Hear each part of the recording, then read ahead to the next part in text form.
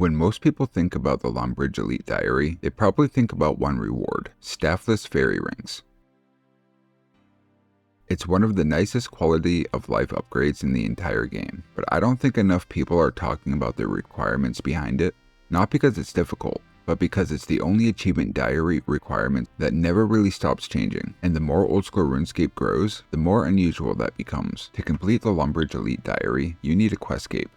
That sounds perfectly reasonable on paper. After all, an Elite Diary should require elite accomplishments. The interesting part is what that requirement has become over the years. When achievement diaries were first introduced, earning a questscape looked very different than it does today. A player around level 85 with decent combat stats, moderate PVM experience, could realistically work towards it. Today, questscape includes quests like Monkey Madness 2, Song of the Elves, Desert Treasure 2, and now, Blood Moon Rises. These are some of the most mechanically demanding quests the game has ever seen. And that's completely fine. Quests should evolve. Bosses should become more interesting. The problem isn't that the questscape has become harder. The problem is that every time it becomes harder, the Lumbridge Elite Diary becomes harder too, without Jagex ever needing to touch the diary itself. No other diary really works like this. Every other diary has a fixed list of requirements. You know exactly what you're working towards.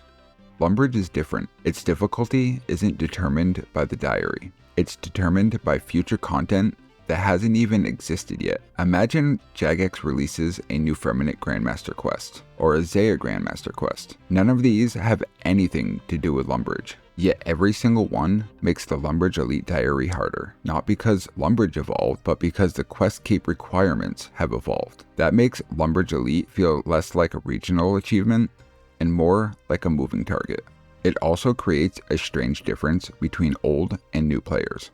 Someone who completed the diary years ago may have earned it before Monkey Madness 2, before Desert Treasure 2, before Song of the Elves, even before Blood Moon Rises.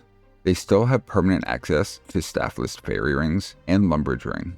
A new player, though, has to clear every Grandmaster quest that has been added since. Not because the rewards have changed, not because Lumbridge has changed, simply because time has passed. Eventually, the amount of work required to unlock the reward starts drifting further and further away from the reward itself.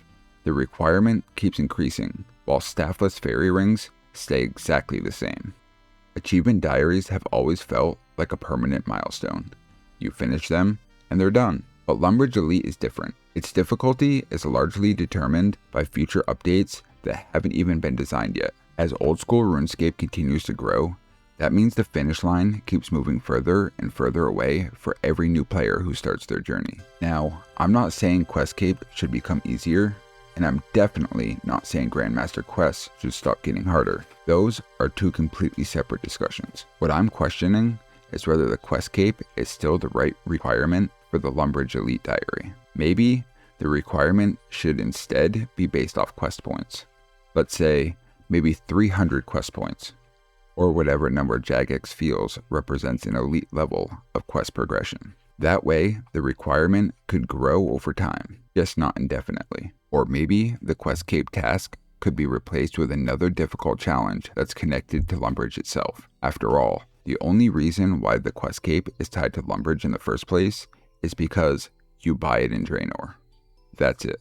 I don't know what the perfect solution is, but I do think it's worth asking whether a permanent diary reward should depend on requirements whose difficulty is shaped by content that hasn't even been added yet. Because as Old School RuneScape continues to grow, that's a question that will only become more relevant.